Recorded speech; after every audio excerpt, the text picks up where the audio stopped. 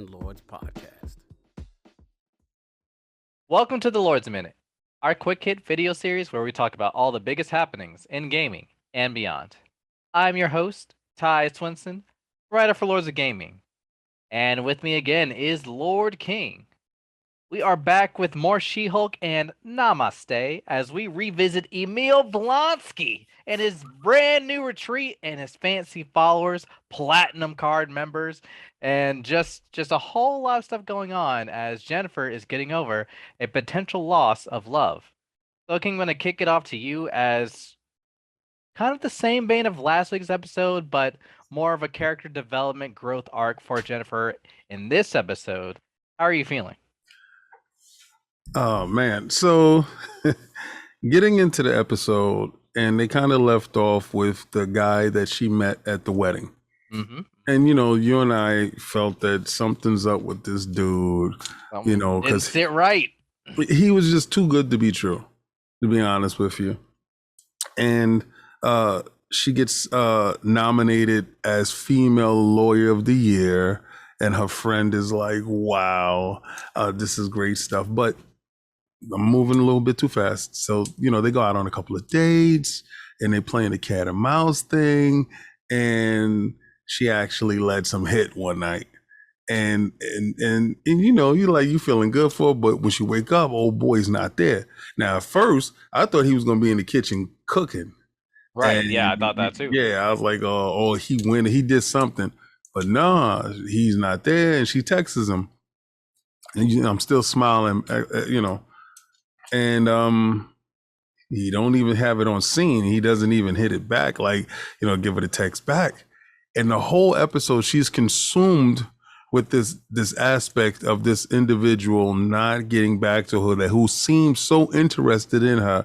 And the fact that she decided, okay, I'm going to give the cookie, and boom, is like, I think that's a girl's worst fear, to be honest with you, to really be honest with you, to get ghosted after she did her vetting process. They went out to eat.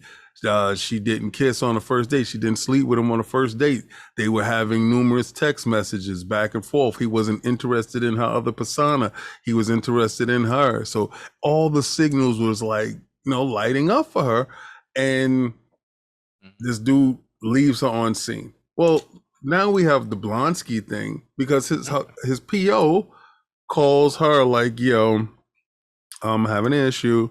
His inhibitor chip went off. We don't know what's going on with this dude. Their natural fear is he does abominationed out and he's wreaking havoc someplace, and we got to go check on this dude. And I can't get a SWAT team ready, so I'm calling his lawyer, which is a Hulk. And I don't want to go to the hospital. Yeah. Cool. I'm laughing the whole time because she's driving in her Prius. And I'm like, Prius Prime.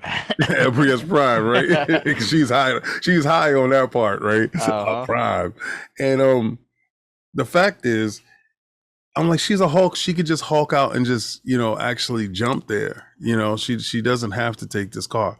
So she's still holding on to traditional things, and she's only using She-Hulk as like a gag feature, And I'm noticing that about her life, because she's insecure about She-Hulk. And we'll get to that part in a second. Well, they get there, they get to the gate, and Blonsky's like, yeah, man, they're talking to him.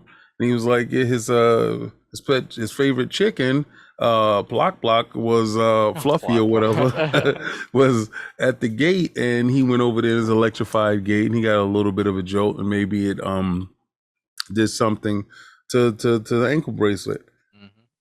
I think that's a little BS, but I will figure it out later. But right. Yeah, I'm just gonna leave that there.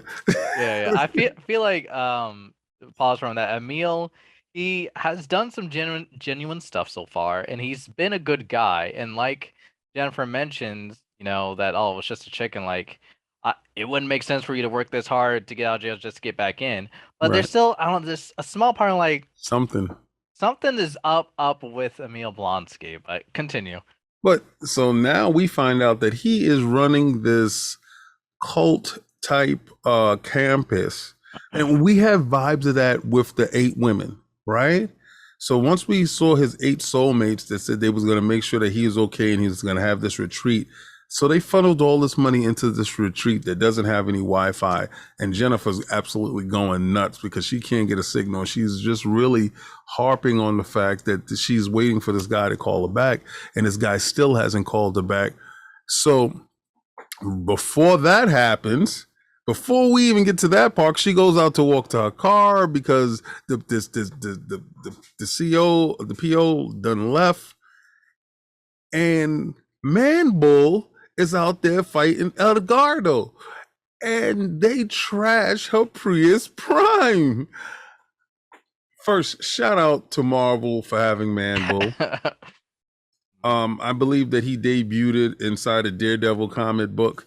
And El Guardo, I don't remember where he debuted at, but it's pretty cool to have those two fight off against each other because he was always depicted as a matador, and in this episode, he's really pissed off that the books depict him as some form of matador, and he's not. He identifies as a swashbuckler.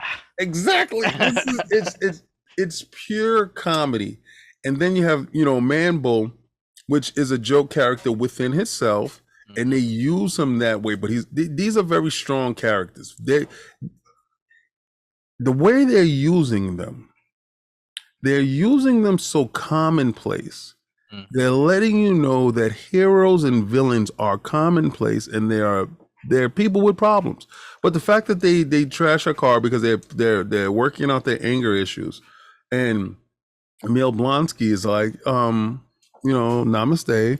You have to calm down with this, and we need to talk about this in the meeting.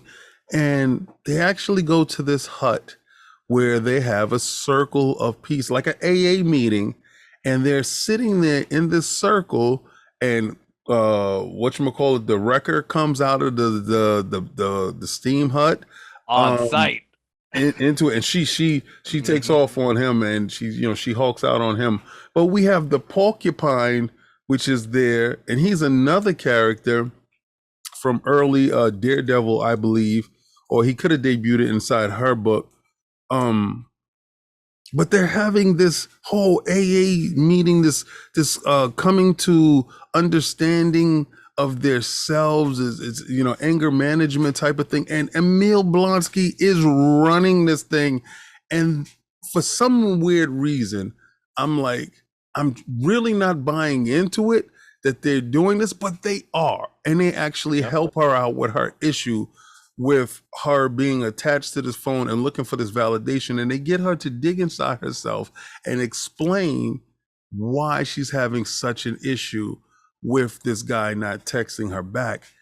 And I thought it was a gut-wrenching look at oneself, and we all suffer from this, right? Is this something that we can identify, that we are all prisoners of these phones, right? We're a prisoner of the text back, and they was teaching her how to take back her power, and they was teaching her how to not be so beholden to the text back. It was a very insightful view into the psyche of Jennifer herself and how she views the She-Hulk. She views the She-Hulk as a cheat because she's always been Jennifer. She works so hard to be Jennifer and so hard to be liked. And she has this cheat code now where she can be the most popular girl that everybody likes and everybody wants to be around. But she worked so hard on Jen, and she actually found somebody that liked Jen. And now that somebody is not texting her back, so she's holding on to that because she feels that people will text back She-Hulk, but Jen is the one that needs the love.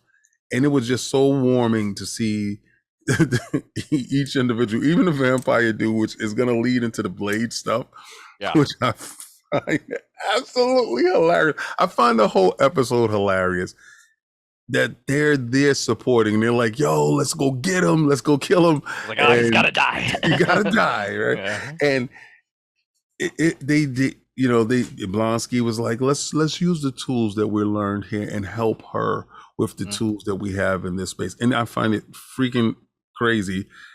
He almost had me believing in it, but The I guess you could talk, and then we get to the last end credit scene, Yeah. which was revealing within itself. Yeah, so the circle, the calming circle therapy moment, I think shout out to Tatiana because I think that's probably the strongest performance I've seen her give this entire series so far. Yeah, A very vulnerable vocal performance on her part. I could really hear the strain and difficulty as she was opening up to all these people about a real problem that everyone can relate to on some level. Um, I feel it's definitely believable that on some degree, all of us have encountered that moment of where we've wanted to be loved or validated or given attention at some point in our life. And when we're given that small crumb, we seek onto like a moth to a flame. And for her, um, after having such a high moment, she was just continuing chasing that high, and then stark reality hit of where homeboy's not hitting back, and that happens so often in day-to-day situations, and that I think is a strength to She-Hulk is showing even for these individuals who are superpowered, who have crazy good lifestyles, some may seem, they still deal with everyday problems that we can relate to. yeah, Um, and for the episode, I feel that now, because I believe we only have 2 episodes left, this is a turning point for Jennifer of where she is hopefully definitely going to solidify herself. She's reconciled um She-Hulk and she's reconciled Jennifer Walters, that Jennifer is just as valid as She-Hulk, and deserves equal amounts of love. That moving forward, hopefully we're gonna see a marriage of those two, and that she would be more comfortable in her skin as She-Hulk, and not that she's living a double life or cheating in some way. right. Because now she gave voice to why is she so against accepting She-Hulk? It's because she felt like she didn't deserve it. She felt like she was shortchanging Jennifer by being She-Hulk. Yep. Um, so hopefully that has been laid to rest. And it was fun. The soundtrack for this episode I very much enjoyed. It was good vibes, some good hits, some Yep. bangers. I was even jamming with her on the car ride over. Um, and yeah, it was a really uplifting episode. For most of the time that was happening. Emil, even though he seemed shady in a different way than Josh did, Yeah. I still think, at the end of the day, he did something good for Jennifer. And though we are not sure of his ulterior motives, I really enjoyed Emil and the gang, but not an actual gang, like just a group of people. Make sure the parole officer knows it's not an actual gang. Yeah. But yeah, unfortunately, this episode did end with some darker undertones, as King and I were discussing last week. Was confirmed. We flash back to 3 days earlier from Josh's perspective, and Josh is in on the intelligentsia and the hulking, and is up to no good, and he got Jennifer's blood. That was shocking. So they were trying to get her blood as She-Hulk, and he got her blood as Jennifer. Yeah, and it made me think because I was like, okay, if he actually got her blood, like, did he unfortunately just a bad situation or worse, did he roofie her into being in such a deep sleep to where she would not have woken up? Because I can't imagine that, you're taking blood and Jennifer's just gonna stay asleep unless she's under Well, some very deep she could have got slumber. blood from another source as well. I'm just saying. Okay. But Um, that could be a possibility. yeah, so we didn't. She didn't wake up with no pinprick. She didn't wake up, but she's a Hulk. She heals fast. Yeah, that's what I was So thinking, that she yeah, could have been so enamored by what happened the night prior that she didn't think of it, and then when she went to work, boom, it's gone just like that. exactly. There's no problem. So as soon as he pulls the needle out, she heals automatically anyway. Mm, So as we show evidence from the huge cut that she got in the blood went inside and healed her. true, true. And Um, also that she took a titanium punch to the face as Jen and was fine. but also he scanned her phone. Hmm. So now he made a clone of her phone. So he gets all her information, all her location, Right. everything that's going on with her. That's a huge aspect. I don't know who's working with who, right? Hmm. I tend to believe the leader. I think I'm going to go with the leader here. I think the leader is the nefarious overmind in this whole thing. I don't know how that works with Blonsky though, because I Right. do believe Blonsky is in on it. because he's gaining the trust of these supervillains and having them all in this area where, and each character is a supervillain that they can be in this cult-like mentality when it comes to Blonsky. So their allegiance will be towards the Blonsky. So it's very weird, but I believe it's the leader, and I believe he's using Blonsky, and I believe that at some point in time there's going to be a reveal, and we're still waiting for Daredevil. I thought this was that episode. So, uh, Yeah, I'm actually surprised there wasn't a jape, fourth wall jape of her being like, "You're expecting the pointy head one, weren't you?" yeah, right. So It's gonna yeah, happen. it's coming, it's coming. So So, but again, we are coming to a head of this season. I believe just 2 episodes left, 8 and 9 for She-Hulk Attorney-at-Law, and we just can't wait to see how all things come to a close. But this has been the Lord's Minute. Thank you so much for joining us. We're here every Monday, Wednesday, and Friday at lordsofgaming.net. I'm Ty Swinson, here with Lord King, and this has been the Lord's Minute. peace.